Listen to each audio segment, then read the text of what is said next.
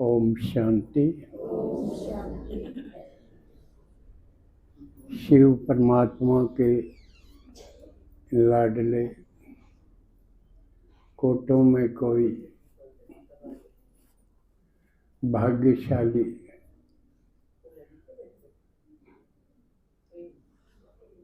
बाबा के सहयोगी साथी बच्चों का जो अपना घर परिवार छोड़ के बाबा की बातें सुनने के लिए आए हैं, तो शिव बोला भगवान राजी होके कदम में पदम जमा करते हैं।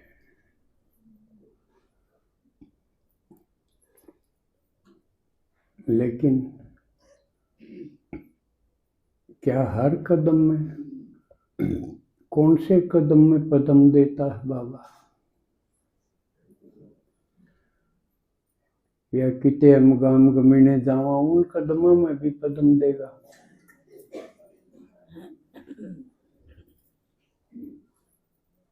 तो ये बाबा की हर बात पे फिर विचार करना होता है, मंथन करना होता है। जो बाबा के काम में कदम रखे जाते हैं, या तो सुनने आने के लिए या सुनाने जाने के लिए,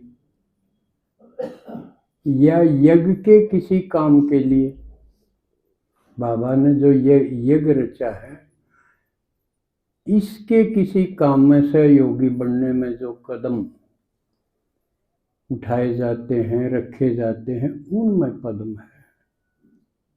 ये नहीं रोज मुँह काट जाए जरूर उनमें भी पदम मिलेंगे ना। पुरानी दुनिया की तरफ अगर दौड़ में होंगे उनमें कुछ नहीं मिलेगा, उसमें तो नुकसान और है, क्योंकि हमने समय गंवाया, संकल्प गंवाया, शक्ति गंवाई। तो ये समझने की बात है। तो बाबा ने बताया कि मेरा लास्ट पुरुषार्थी बच्चा भी तो जो आज भी आया हो, आज के ढंग से वो लास्ट होगा।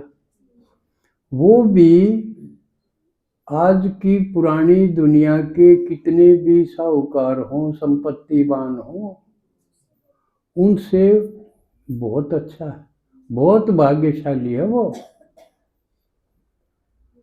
लेकिन पुरुषार्थी बच्चा क्या है? सिर्फ आके बैठ के हाय करनिया नहीं, आके पता चलते ही कि भगवान को जान के और पुरुषार्थ में लग जा, उसका जिक्र करे बाबा कि वो इस दुनिया के, खासकर जैसे आजकल देखो मुकेश अंबानी के कितनी रौनक है, कितने दुनिया भर के वीआईपी, चाहे राजनेता हों, बॉलीवुड के एक्टर हों, चाहे खेल जगत के हों, सारी नामी ग्रामी हस्तियां हाजिर हैं। एयरपोर्ट ही उनका है 10 दिन का तेरे अलग, तो वो भी कुछ नहीं। बाबा का वह है कि मेरा पुरुषार्थी बच्चे के आगे वो भी कुछ नहीं। इसका मतलब हम कितने बड़े बता दिए बाबा ने, अगर हम पुरुषार्थी हैं तो। लेकिन वे आगे बैठ के सुन के और फिर अपने घर उसे के उसे रह गए।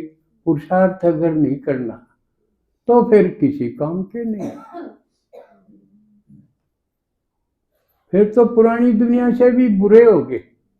क्यों कहने तो हम भी जावा होम शांति में और करा कुछ भी नहीं, या करा तो ऐसा करा के बाबा कहे मेरा नाम बदनाम हो, फिर क्यों हुई?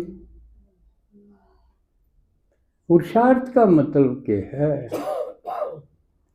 कि हम आगे नई दुनिया में अपने पद के लिए सोचना, बोलना, करना,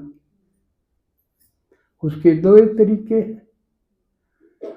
या तो ज्ञान से भरपूर हो जावा, योग से भरपूर हो जावा, योग से पुरानी जो आदतें हैं, स्वभाव संस्कार, उसको बदल दा, भस्म कर दा, नए दैवी संस्कार धारण कर ला, देवता पद में अच्छा पद ग्रहण करा, उसके लिए पुरुषार्थ करा। उसके लिए या तो सेवा है या याद है।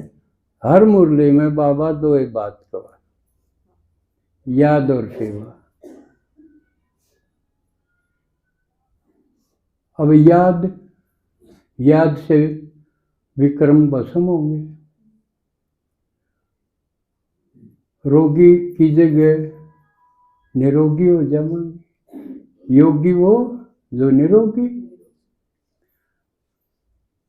अगर वैसा नहीं कर रहे तो इसका मतलब पुरुषार्थ ठीक नहीं कर रहे। दूसरा, सेवा में हम खाली बैठे रहा, भाई 1 घंटा योग लगा लिया, मुरली सुन ली, और बाकी टाइम खाली बैठे रहेंगे तो क्या करेंगे? पुरानी आदत, पुराने जो मेल जोल हैं वो याद आएंगे। इसलिए बाबा ने कहा यू खेल है, सेवा खेल है। इस खेल में बाबा याद रहेगा अगर हम सेवा में रहेंगे तो।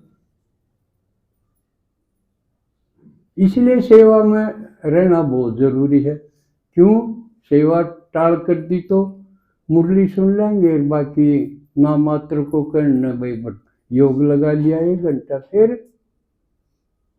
फिर वही पुराना संसार, तो उससे तो बात नहीं बनी। इसलिए सेवा भी बहुत जरूरी है, खूब करो। 2 बातों का जोर है बाबा का। अगर इसमें बिजी नहीं हुई तो फिर तो संगम युग का कोई फायदा कोई नहीं उठाया। और अगर सेवा में बिजी रहेंगे, संडे को जैसे यहाँ आगे सुन के गए, भरपूर होके गए, फिर जाके 6 दिन सेवा करो। और जो सेवा करेगा तो वो किमें न किमें लेके आओगा, सेवा का समाचार लेके आओगा। अगर नहीं लेके आया तो इसका मतलब उसने करा कुछ नहीं, 6 दिन यूं खो दिए। फिर वो भाग्यशाली में कोनी जो बाबा ने कहा मेरा लास्ट बच्चा भी इस पुरानी दुनिया के साहूकार भी कुछ नहीं उसका आगे। तो ये बात क्यों कहे बाबा? भाई इस दुनिया के जो संपत्तिवान हैं, धन दौलत वाले हैं, वो थारा आगे कुछ नहीं। क्यों कहो है? इसका क्या मतलब है? समझना चाहिए। क्योंकि इस समय के जो संपत्तिवान हैं वो दे और दे के संबंध खातिर करें, और जो कि विनाशी है। दे विनाशी है। दे के लिए जो धन दौलत भाग दौड़ करके इकट्ठी करी जाएंगे वो भी विनाशी है। कोई तसल्ली नहीं, किसी वक्त छूट जा, है ना। और पुरुषार्थ जो बाबा करावा है वो इसे धन खातिर करावा है जो के साथ जाएगा। और कितने दिन तक साथ देगा? 21 तो घनी गारंटी की बात है। और वो पूरे कल्प, दाल रोटी की कमी पूरे कल्प नहीं रहेगी, आखिरी जन्म तक भी। और 21 जन्म तो राजाई के ठाट बाट होंगे। और यू इसकी 1 दिन की तसल्ली नहीं, आज शरीर छूट गया तो 1 सुई भी नहीं ले जा सकता, खत्म यही रहेगा। तो कौन सा बढ़िया हुआ, कौन सा फायदे में हुआ? अविनाशी जो साथ जाओगा। तो उसने बोला है जो कर यू तो एक तो स्थूल शरीर है, इस खातिर सारी चीज चाहिए। इसने भी रोटी भी चाहिए, यानी भोजन भी चाहिए, कपड़ा भी, मकान भी, कोठी कार भी, ये सारी चीज इससे खातिर यूज हो, और इससे खातिर भाग दौड़ करते रहे हो। लेकिन ये तो विनाशी है। बाबा ने आके बताया इसके अंदर जो सूक्ष्म शरीर है, मन बुद्धि संस्कार है ना, वो विनाशी नहीं है, वो अविनाशी है। वो जाके फिर अगला जन्म ले लेगा, अगला शरीर ले लेगा, अगला घर परिवार मिल जाएगा उस आधार से। तो हमने कौन सा खातिर पुरुषार्थ करना चाहिए? उस खातिर उसमें हम इतना डेवलप कर सका है, इतना बढ़ा सका हाँ कि महाराजा भी बन सकते हैं उसके आधार से। सूक्ष्म शरीर जिसने बोला, हाँ आत्मा का शरीर, मन बुद्धि आत्मा, उसको विकसित करना।